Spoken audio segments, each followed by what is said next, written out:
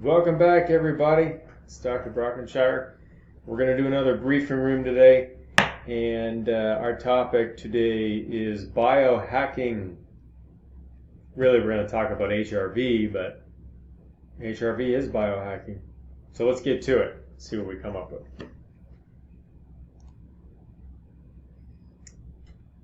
All right, our disclaimer, you're familiar with that. Moving right along. HRVs, heart rate variability. As you know, I'm kind of a brain guy and neuro geek, and we're always looking for ways to get information out of the body quickly, cheaply, and objectively. So, HRV, or heart rate variability, is dictated by the vagus nerve and vagal tone. If you've been keeping up lately, you know that the heart has its own brain. The vagus nerve, cranial nerve, comes out up there. For those of you that are chiropractors or craniosacral therapists, you know all about the vagus, particularly my upper cervical chiropractor friends. That is what you're working on. So as the health of the vagus nerve improves, heart rate variability increases. And remember, we're not measuring pulse. This isn't heart rate. We're measuring the variability of the pulse. So technically, when you breathe in, your heart rate should go up. And when you breathe out, your heart rate should go down. You would hope. However, if it doesn't vary at all, then you're stuck in fight or flight. And what science has shown us over the last 20 to 30 years using this information is HRV is a really good predictive measure for aging. It's also a really good tool for athletic training and I guess neuro-emotional health. A lot of people who are trapped with trauma, which I like that, trapped with trauma, have very poor heart rate variability. It's because they can never relax. And so as your HRV gets lower, your inflammation starts to go higher. So we can do a lot with HRV. Now, this is the problematic part of HRV is how do we measure it? So the easiest way to measure HRV as a practitioner, if you can take a pulse, find a pulse. Hopefully your patient has a pulse. I know some of them don't. And that's another issue. But find the pulse and listen to that pulse. And I don't mean from a Chinese medicine point of view, but if you do Chinese medicine, great. When you're doing a pulse test, listen for that pulse to speed up and slow down. That's what we're looking for. Now, there is equipment that can measure this stuff. For example, you might have wearable technology, or you might have more wearable technology, or more and more and more technology. And there's a lot of different ways to sample heart rate variability, but it is subject to a lot of error. So the Oura ring, O-U-R-A, is pretty good. I would say on a scale of 1 to 10, 10 being perfect, it's about a 6.5. There's another device called the Core Sense, which is made by a company by Elite HRV, and that's about $100. And that's it looks like a pulse ox, so you can put your finger in, and that does a good job recording. The Wavi brain scan system that I use does a very advanced earlobe measurement method, but there are tools out there to track it. And the reason we're using HRV as a biohacking tool is you can listen to your body, but that's subjective.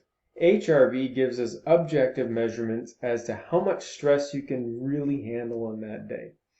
So if you're doing daily HRV measurements, you'll have an idea of what you can handle.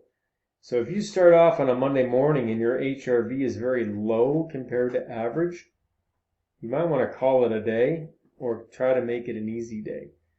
Conversely, if your HRV is very high compared to your average, you might want to grip it and rip it on that Monday.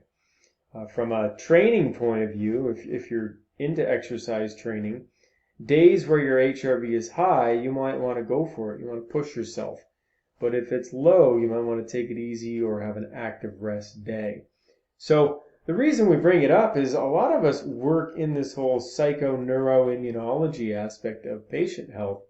This is an objective measure that can allow you to show your patients, hey, you're not crazy, you are stressed. And psychology is starting to prove this. So there's a lot of good research behind a downtrend in your HRV and depression. A lot of people know they need to work out. They just can't make themselves do it. That's where you see low HRV. Oh, by the way, I am going to show you ways to correct HRV. So sit tight. When you're dealing with patients that say, I just can't do it, man. I know what I have to do. I just can't do it. I don't know why I can't take my supplements. You might want to be tracking their HRV. There's a lot of data behind this. You could run a whole practice using heart rate variability testing. In a way, you could say it's biofeedback. Now, you can't muscle test HRV, okay, but you can pulse test it. So it's very useful. People that have had a traumatic brain injury will show reduced HRV because of the damage to the vagus system. People under extreme stress will typically show low HRV. The idea then, if we're going to survive this new post-COVID environment, we all have to get a lot stronger, and we have to be able to handle a lot more stress coming at us. Particularly a lot more unknowns, and HRV allows us to see where we are for that day. So get a device and start tracking it. We all know that breathing is important, and people with poor HRV don't breathe very well. So before we start mainlining stimulants like most biohacking podcasts talk about, it's not about adding more power, okay? It's not about the moment. It's about the pause between the moments. Anybody can handle a moment. Well, what are you doing in the time between? And that's the beauty about bioenergetic medicine is we specialize in the spaces between. And that's what we're about. Chiropractic adjustments are designed to balance the spaces between if done properly. Any hands-on therapy is actually really good for that. So the key to biohacking is stop for a minute, take a break, activate rest, and find out, are you actually able to rest? A lot of us can't do it because we've been pushing too hard for too long. And how do you know that's been happening? Because you're gaining weight. So the biohacking world loves to talk about things like mTOR and AMPK. And for my fellow chemistry eggheads who love to go down these pathways, just remember that mTOR and AMPK are both designed to be in balance. You don't want one without the other. However, you don't want one over the other. And in the Western world, mTOR tends to run amok, leading to these issues. AMPK, if you balance it out, can keep you lean and mean and ready for stress. All right, not to shock you with chemistry all of a sudden, but that's kind of the way we look at it. Now, it has been shown that you can actually cheat death if you overstimulate AMPK. Problem is you have to be dead first. So this is a situation where they kill the mouse and then they bring it back to life. And they were able to live for the human equivalent of something like 900 years. But personally, I don't want to have to die in order to live longer. So the researchers are doing some goofy stuff. But you know how to do this. You know you need good sleep. You know you need exercise. You need to move and you need to rest. Now, what about the chemistry? Well, we know NF-kappa B can be assisted with good curcuminoids and vitamin D. All right. We know that intermittent fasting can promote autophagy. vis-a-vis AMPK. AMPK makes energy. But you know what? None of this makes any difference whatsoever if you are deficient in methyl factors. So you can already see where our remedy discussion is going to go. All right, nice, eh? A lot of things going on with mTOR, and you could really trip over your own feet on this particular slide. But there's an interesting correlation between low ferritin and inflammation leading to obesity. So check that out. Low ferritin, inflammation, and obesity. That's a sign that mTOR is imbalanced. Okay, so the short version, you need mTOR in order to rebuild yourself after extreme activity, and you need AMPK to make sure that your cells stay healthy and you can make energy. It's as simple as that. This side builds fat, this side burns fat. One without the other and you're in trouble. It's all about balance. Hence, one of my favorite images. Okay. If you take AMPK stimulating compounds right after exercise, you're actually going to inhibit the benefits of exercise. So with biohacking, it's all about timing. You might not be a morning person and yet, I've got to work out in the morning. Well, if you don't want to get out of bed, don't work out in the morning. Your body's not in the mood to train. So find out what works for you. Heart rate variability can help you figure that out, okay? It's all about what you need as an individual, not what an individual gene needs or an enzyme needs, okay? So this is all about listening to your body, and heart rate variability helps you do that. Another way to biohack properly from a bioenergetic point of view, or even a functional medical point of view, is what did you do? What are you going to do to fix it? What is your environment saying that you are capable of based on your genetics and your environment? Once you've fixed it, who's going to clean up the mess? Have you cleaned up the mess from the night before? And if you haven't, you're going to cause more stressors, which is going to lead to accelerated aging, which leads to further degradation of the cell. So I would say if you wanted to start with biohacking, take a look over at the environment, because you have the ability to control some of your environment. You also have the ability to control what you eat. Okay? And if Dr. Robert Cass was here, he'd all be screaming at us, mesenchyme, mesenchyme, mesenchyme. Not Beetlejuice, Beetlejuice, Beetlejuice. Different story. But mesenchyme. Because we now know that mesenchymal stem cells directly interact with healthy epigenetic expression. What? Yeah, let's talk about that. The mesenchymal stem cells are tied into your epigenetics. And it turns out that based on the literature, the absolute #1 way to promote healthy epigenetic expression through mesenchymal activation are nutritional mushrooms. Right? Boom. Biohacking.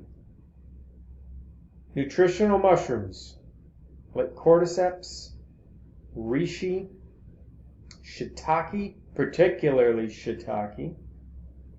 You could consider those nutritional mushrooms as a mesenchymal lightning rod, which then allows healthy epigenetic expression with the sparing of methyl factors. This one just got a little advanced real quick, didn't it? It's pretty cool though. You gotta love this stuff. So that's biohacking.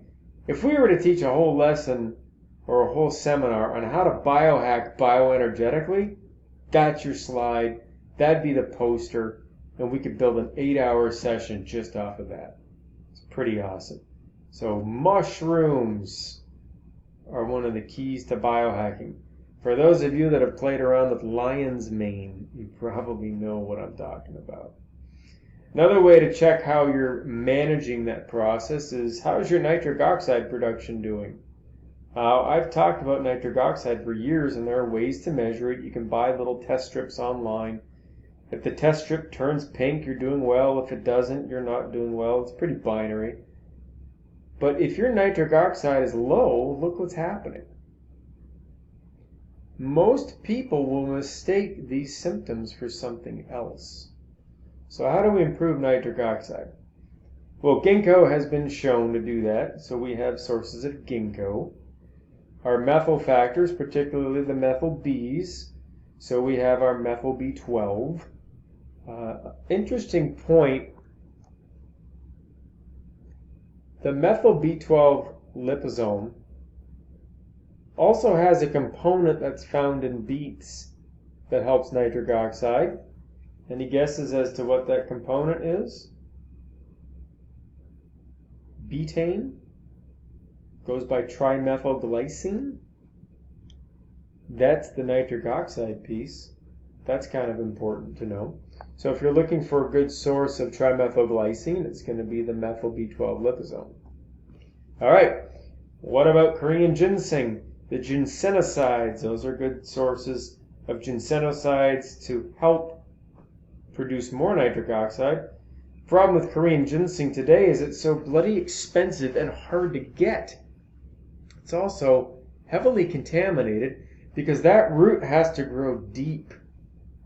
So my suggestion is to look at Gynostemma penophyllum. Speaking of biohacking, Gynostemma, Dr. Cass's Bioforce version, this is the steamed leaf. The whole plant is in here, but when you steam the leaf, you unlock its potential. And Gynostemma is our favorite AMPK modulator. So much like the drug metformin has shown a lot of potential in a lot of different biohacking and anti-aging arenas, Gynostemma will outperform it. It's also an antiviral, so if you're dealing with chronic retroviral load, Gynostemma is your go-to. Alright. Pretty wild. You can get a slow or sustained release arginine from Physica, and you may or may not know, but arginine is your key amino acid for helping the body make nitric oxide. But the easiest way to make nitric oxide is get up and move. Move. Your body will make it. If you're sitting all day, you are not biohacking, you are biodecaying. So you need to move. Beat that to death. Alright. Now, heart rate variability. So if you take one thing out of this whole discussion about biohacking, test every patient for heart rate variability. Take their pulse. You know how to take a pulse. If you don't, there's a YouTube on that. You take a pulse here. I could take a pulse here. You could take a pulse in the feet. Just take a pulse. You're looking for the pulse to speed up and slow down with breathing. If it doesn't, give the patient 1 dropper of Arjuna intrinsic or Hawthorne intrinsic. My favorite's Arjuna. As you're taking their pulse, after they've taken the Arjuna, you'll feel the variability come back. There's plenty of medical evidence to support liquid extracts of hawthorn leaf for improving heart rate variability, but there's even more evidence showcasing that the herb Terminalia Arjuna intrinsic, does the same, only better. So, if you're muscle testing, take the pulse, and you can even put the Arjuna on the body and feel the pulse change. If you're using any kind of pulse tracing equipment where the patient can see their pulse changing, or you're running a heart rate variability strip, give them the Arjuna orally and watch it change. It's pretty spectacular. From a practice building point of view, blows the patient's mind. Now, what else do we need for heart rate variability? I would say 8 out of 10 times it's going to be Arjuna, because we work on pretty healthy people once we've got our hands in them. But if you're seeing a lot of sick people, the heart needs magnesium. The vagus needs magnesium. The buffered magnesium with the taurine will improve heart rate variability. Typical dose is 2 to 3 capsules twice a day. Some people do better with magnesium chloride, which is your spectrolite, which would make sense because if you look up magnesium chloride and cardiac function, they're directly correlated. So those are 2 big biohacking tools. Magnesium bisglycinate is probably the easiest biohacking nutrient available from a mineral point of view. Another mineral that's picking up a lot of speed from a biohacking point of view, particularly for the brain, is lithium orotate. More on that soon someday.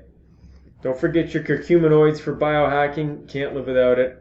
But what would biohacking be without good liposomal glutathione? Let's face it, we all need more glutathione support. We don't want our epigenetics overfiring. Our environment is insane. So before you start listening to all these people online with their podcasts and webcasts about how to squeeze more energy out of your poor cells, you might want to clean them up first. And glutathione will help you do that. So one of the keys to biohacking is a teaspoon of glutathione daily. Can't go wrong with that. So remember, take a pulse. Make sure it's a healthy pulse. Measure the HRV. Use your tools. Improve HRV. You're going to change lives. And they'll send you more patients because they want to feel the way you feel. Now check your HRV right now. Check it tonight. Start tracking it and use your remedies and see how good you feel. If you need more information on the subject, reach out to Crystal. If you want to know more about where these remedies come from, how they're built, or how you can use them in your practice, reach out to Crystal. And we're going to keep this briefing room going until we can solve everything we can think of. And then just when we think we know it all, we'll find something new. See you next time.